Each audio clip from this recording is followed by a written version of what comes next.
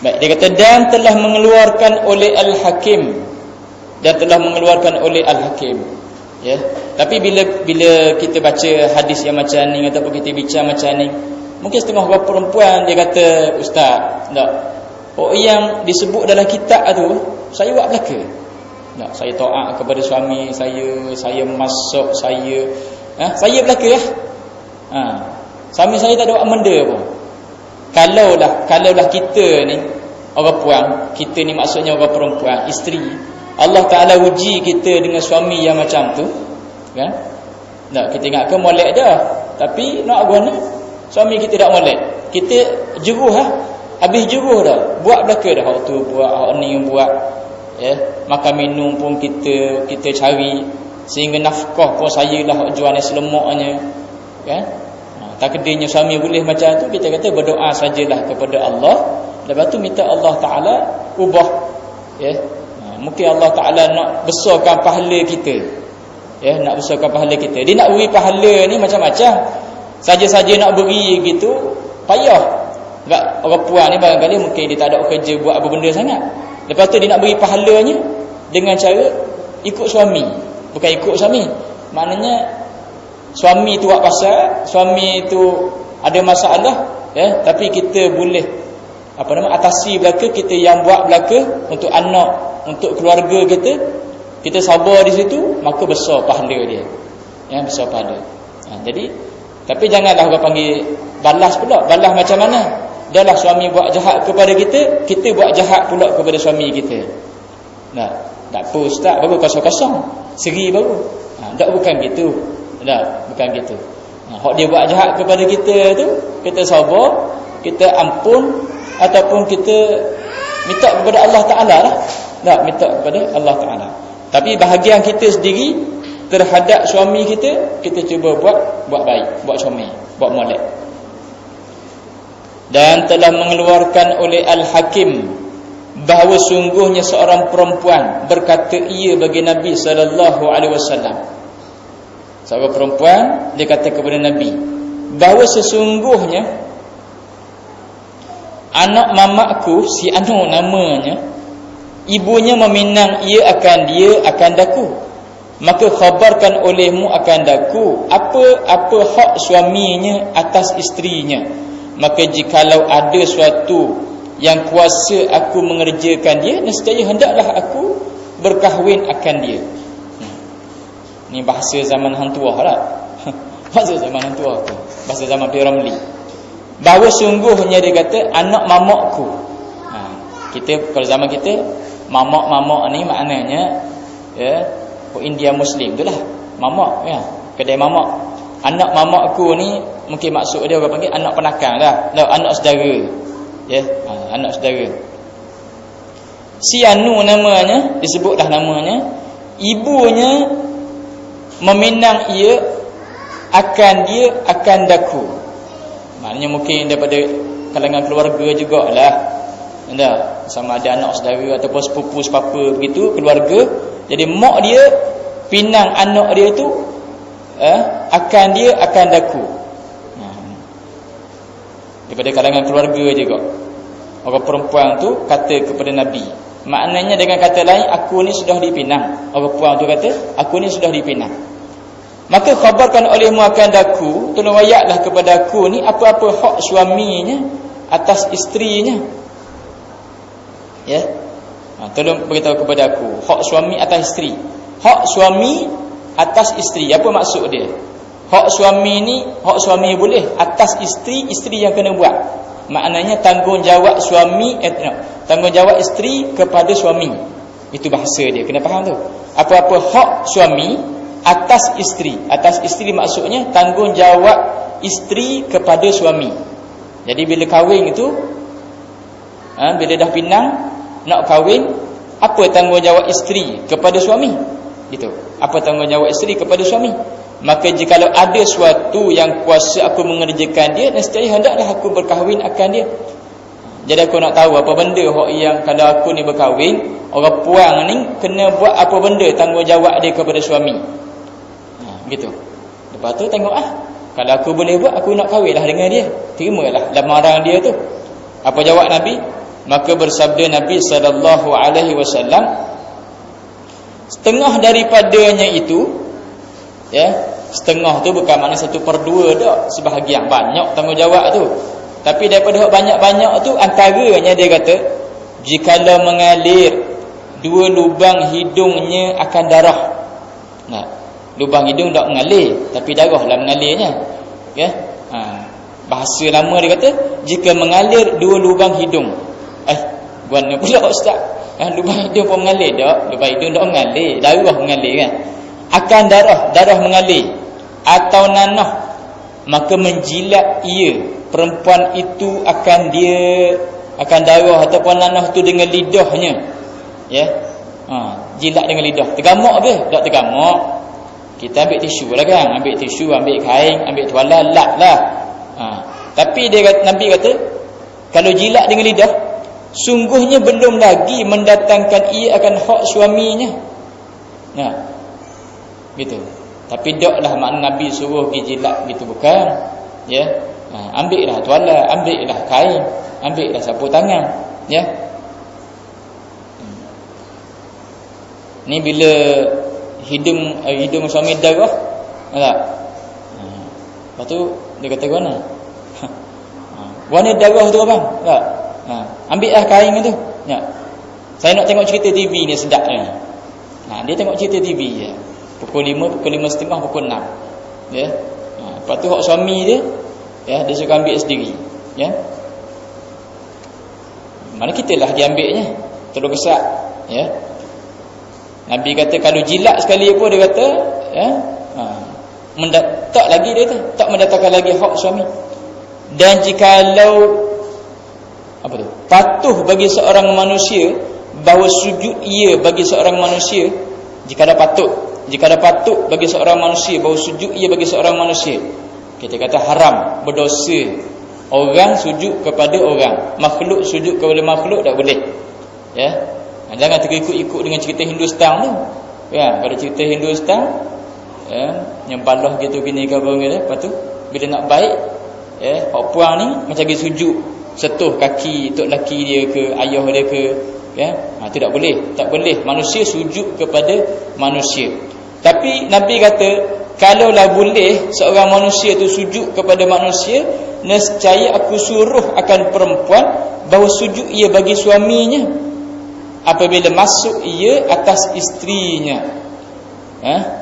Bagi orang yang melebihkan akan dia oleh Allah Ta'ala atas isterinya, bahawa sujud ia bagi suaminya apabila masuk ia, suami itu atas isterinya, bagi orang yang melebihkan akan dia oleh Allah Ta'ala atas isterinya.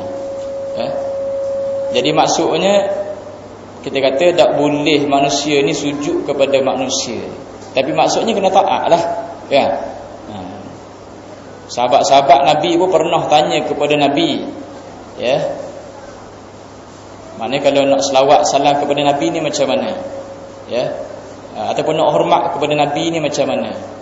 Selain pada selawat dan salam itu, kalau bertemu antaranya mengucap salam dan berjabat salam, ya. Adapun sujud ataupun tunduk kepada orang lain, kita kalau nak hormat kepada orang lain pun, kepada ayah, kepada mak, anak kepada mak ayah, ataupun isteri kepada suami, dia tak boleh tunduk tu sampai hak rokok. Tak boleh hormat sampai hak rokok. Apatah lagi sujud, ya. Kalau nak hormat tunduk setakat begitu saja tak apa, tapi jangan sampai kepada hak rokok. Tapi besarnya tanggungjawab isteri kepada suami ni, Nabi kata kalau boleh seorang tu sujud kepada orang lain, aku suruh isteri itu sujud kepada suami. Tapi tak boleh sujud sesama manusia, ya, maknanya haknya besar. Supalah kisah ni lebih kurang macam hak kita dengar apa nama tu, Juraij ke siapa zaman Nabi kan, bila dia nak balas jasa mak dia tu, dia buat begini, dia buat begitu, pikul belakang, gendong lagi apa semua.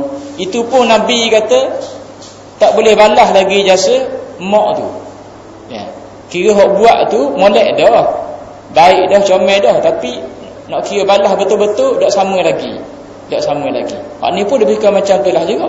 Bukan nak suruh pergi jilat ke, nak suruh pergi sapu debu dengan muka ke, tak. Tapi nak bagi tahu besarnya tanggungjawab isteri itu kepada suami, ya. Maka berkata oleh perempuan yang bertanya itu, bila dengar Nabi jawab demikian, apa kata dia? Demi Tuhan yang membangkitkan akan dikau dengan sebenarnya jadi Nabi, ya, tiadalah aku bersuami selama kekal di dalam dunia ini. Tak apa berlaki, ya. Nah, jawab dia bujang sampai kedua, ya. Selama kekal dalam dunia ini. Pasal apa? Sebab dia takut dari segi tanggungjawab, kan? Dia takut dari segi tanggungjawab itu besar. Bukannya mudah. Orang learning, terutamanya anak-anak muda, remaja, dia ingatkan mudah, ya. Ya. Dia ingatkan bila bertunang, bila berkahwin gitu, dia ingatkan mudah. Dia tak tahu dari segi tanggungjawab. Tanggungjawab tu dua-dua lah, kita bagi tahu dulu, kan? Tanggungjawab suami, apa benda yang patutnya kena buat kepada isteri, nafkahnya, makan minum, pakaian, tempat tinggal, ya. Isteri kepada suami, taatnya, ikutnya. Jadi kalau kita ada anak, adik, ya, yang belum tahu sungguh dari segi tanggungjawab masing-masing ni, tanggungjawab masing-masing. Kalau dalam kitab ni memang dia fokus kepada orang puan saja, isteri kepada suami. Tapi kalau dalam kitab fiqh disebut dua-dua tu ada tanggungjawab masing-masing, hak masing-masing. Kena beringat-ingat, kena terus ingat masing-masing, ya. Jangan dianggap sebagai mudah saja. Baik.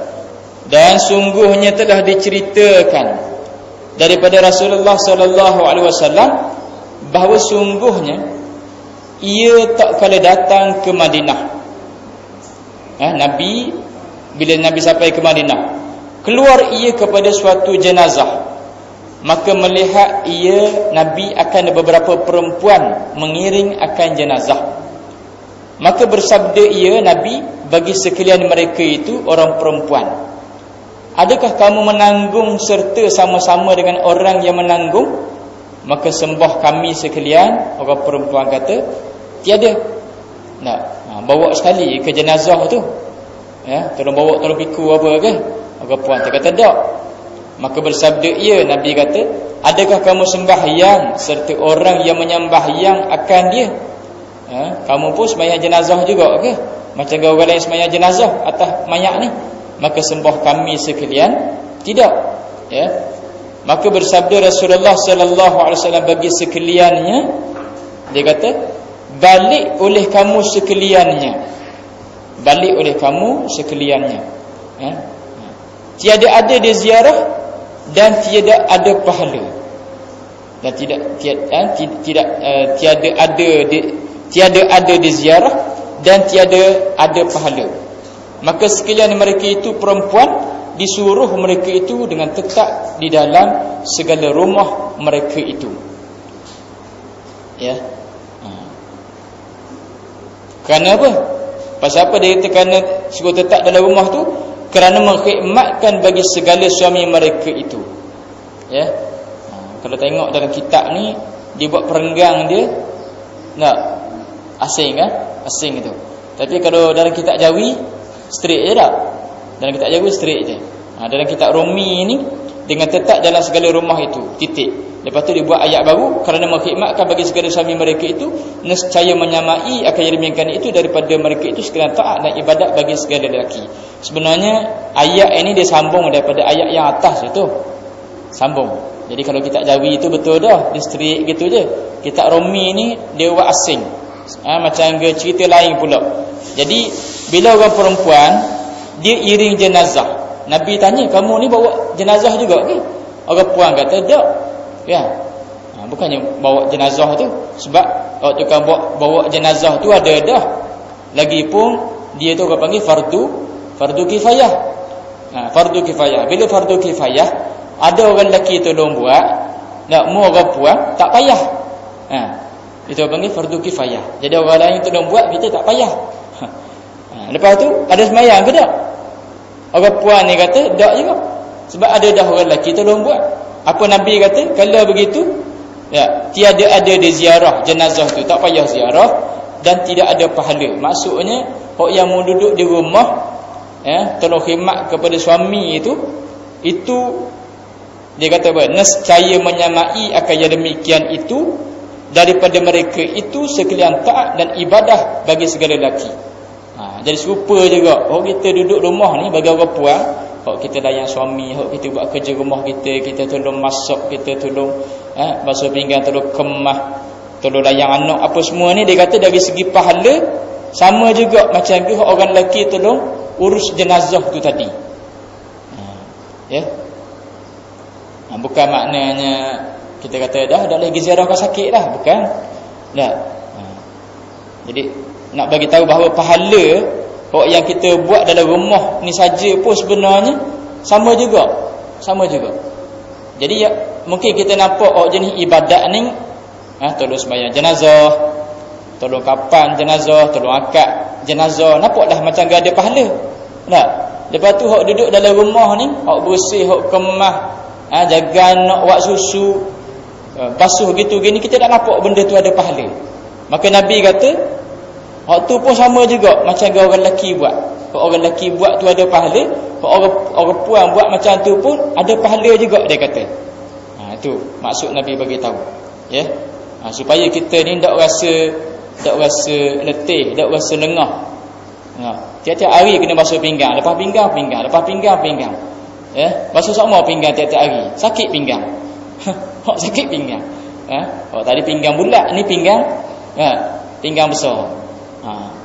Pinggang bulat dengan pinggang besar. Dia sakit apa? Sakit pinggang sebab basuh pinggang. Jadi mulut tu mana kena slow sikit baru ada pahala. Macam kita sebut begitu. Tangan basuh lepas tu mulut bunyi juga. Tak jadi, tak ada pahala situ. Macam kita sebut begitu, jaga mak comel dah, saling paper, saling kain laping dia apa semua. Tangan tu basuh berok dia, tapi mulut kata benda busuk kohong bau tai. Tak ni baru berok pula dah. Macam tai dia sedap. Kita kata jangan buat gitu, rugi. Jadi rugi pahala, Kalau rasa tak larat dah, minta tolong lah. Nak minta tolong tak apa. Bang, tolong basuh pinggang sekali. Sekali je. Sekali je untuk hari tu. Lepas tu bila-bila sekali lagi. Tak apa. Sekali je. Tengok dia tolong tak. Sebab Nabi sendiri pun banyak juga kerja yang dia buat sendiri. Kalau kita baca dalam sejarah, Nabi sendiri banyak kerja yang dia buat. Dia jahit baju dia yang koyak. Saya tak. Saya kalau butang baju saya cabut, saya tak buat. Tapi Nabi buat. Nabi dia jahit sendiri. Banyak kerja-kerja dia yang lain pun dia buat. Tapi kita ni jadi adat ataupun jadi uruf. Lama dah. Mana semua kerja-kerja tu biasanya orang perempuan buat. Bukan kata orang lelaki tak boleh buat tak. Tapi biasanya dah jadi kerja orang perempuan. Tapi kalau dia tak ambuh jahit butang baju begitu, jadi nusyus ke tak? Nak tanya, derhaka ke tak kalau tak ambuh? Abang buat sendiri dah, kata ke dia. Jadi mana? Nusyus ke tak nusyus? Derhaka ke tak? Tak ingat masa belajar-belajar dulu. Dia sebut 4-5 perkara tadi kan. Yang benda yang dikatakan derhaka tu. Tegah suami istimta'. Lepas tu keluar rumah tanpa izin. Tahan derhaka sebab kunci pintu masa suami nak masuk. Derhaka sebab minta cerai. Derhaka masa muka lepas daripada bersih kerana kerana suami nak ambil kesedapan. Tapi bila butang baju dia cabut, lepas tu dia suruh kita kata abang buat sendiri. Dia kata pandai. Kalau derhaka bab tu orang masuk bab derhaka tak? Tak ada berani jawab. Tak ada berani jawab. Masuk tak?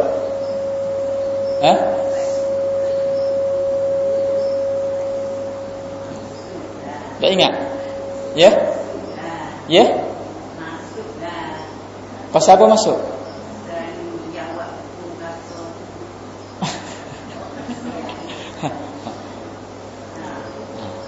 Dia bila kita kata derhaka, nusyus ni, apa maksud dia? Maknanya nafkah gugur, giliran gugur, pakaian gugur. Tak.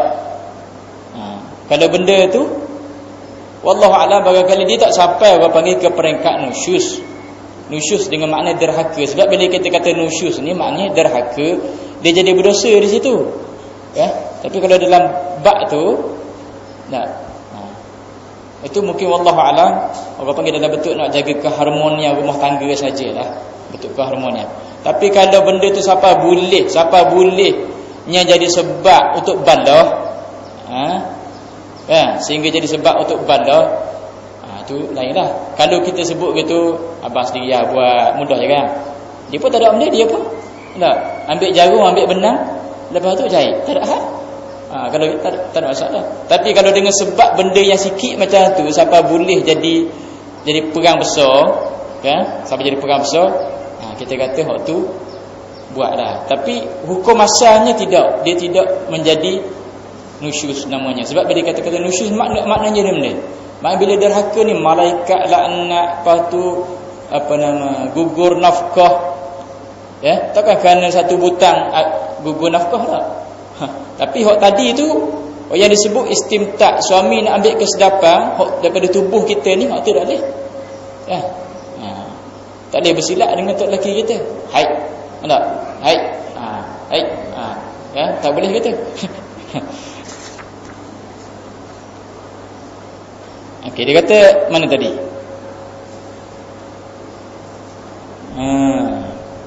Seperti barang, jadi pahala orang perempuan tadi pun dia kata pahala perempuan tadi pun sama dengan macam segala lelaki. Seperti barang yang lain diceritakan di dalam beberapa khabar bahawa sesungguhnya seorang perempuan datang ia kepada Nabi SAW, bersabda ia Nabi itu baginya bagi perempuan. Apa bicara engkau? Ada cerita benda. Maka sembah ia perempuan tu, ya Rasulullah, bahawa sesungguhnya kami hendak membawa datang segala perempuan kepada engkau. Ada cerita benda. Nabi tanya, ya Rasulullah, ada orang puang ni nak bagi jumpa mung. Maka bersabda ia, kerana apa? Maka sembah perempuan itu adalah sekalian mereka itu, orang perempuan, bahawa berkata semuanya bahawa sungguhnya Allah Ta'ala menjadikan ia Allah akan kita sekalian orang perempuan ini, dan pula menjadikan ia akan kita sekalian ini di bawah tangan. Allah Ta'ala jadikan orang puan ni, dia kata di bawah tangan, yakni di bawah perintah segala lelaki. Ya. Jadi orang puan ni dia kata dijadikan di bawah tangan. Maksudnya orang lelaki yang dia perintah. Ya. Lagi dihabaskan. Habas maknanya dikurung kita. Sebab hak mereka itu di dalam segala rumah. Jadi kita ni pakat kena kurung belaka lah perempuan ni, dan menjadikan ia, suami itu, lelaki, akan kita sekalian, akan tempat keinginan bagi segala mereka itu, tempat untuk melepaskan nafsu syahwat, dan fardukan atas kita berkhidmat bagi mereka itu. Lepas tu kena khidmat pula, buat gitu, buat benda ni, dan menjadikan ia bagi mereka itu perang sabil, dan menjadikan ia Allah Ta'ala bagi mereka itu, para suami itu, perang sabil dan hadir berjemaah. Kami ni tak ada perang sabil, tak ada kata nak sembahyang berjemaah tadi tu pergi masjid apa. Dan Allah Subhanahu Wa Ta'ala menentukan ia akan mereka, orang lelaki itu, dengan khitab pekerjaan. Orang lelaki kena buat gini, orang lelaki buat gini, orang lelaki buat gini, orang perempuan tak kena dia tu. Tiada kita tak kena. Maka apa kita ganti akan barang yang mengurniai Allah Ta'ala akan mereka itu? Jadi orang puan tanya, maknanya orang lelaki ni ada kelebihan. Sahabat-sahabat Nabi, orang puan ni, dia tanya kepada Nabi, orang lelaki ni banyak kelebihan dia. Ar-rijalu qawwamuna 'alan nisa, orang lelaki yang lebih daripada perempuan. Tapi kena ingat, qawwamuna 'alan nisa itu, lebih tu bukan maknanya boleh buat segala perkara macam-macam dok ikut kehendak hati. Boleh buat gini, boleh buat gini, dok. Ya. Isteri itu bukannya robot. Bukannya penyapu, bukannya mesin, bukannya alat. Isteri itu pun adalah manusia juga. Ya, orang puang ni dia manusia juga. Dia ada hati, dia ada perasaan, dia ada sakit, dia ada demam, dia ada letih. Mana suami ni patut kena ambil kira juga macam itu. Bukannya robot ataupun mesin. Tak boleh. Cuma Allah Taala jadikan orang lelaki ni dia panggil qiwamah. Tolong jaga, bukannya kontrol dah. Ya, kena faham molek. Ar-rijalu qawwamun 'ala nisa' itu orang lelaki yang lebih daripada orang perempuan ni bima faddala Allah, dengan apa yang Allah Taala lebihkan. Ya, sebab orang lelaki dia kena cari nafkah, dia bekerja, dia buat benda tu. Jadi nafkah atas dia beri kepada. Lepas tu dari segi dari segi rezeki, dari segi belanja, dari segi nafkah, dari segi jaga, tolong kawal suami. Yang kawal, jaga, beri nafkah dan sebagainya. Bukan kata bila lebih tu maknanya boleh kontrol, boleh dera, boleh buat macam-macam. Jadi hamba pula. Tidak. Yang kita baca kadang-kadang dalam surat khabar gitu gini, isteri menjadi hamba seks kepada suami. Itu tak betul. Ya? Bukannya kalau dah jadi hamba seks kepada suami, tempat melepaskan nafsu syahwat saja kemudian didera, misalnya itu tak betul. Yang bukan cara syarak macam itu.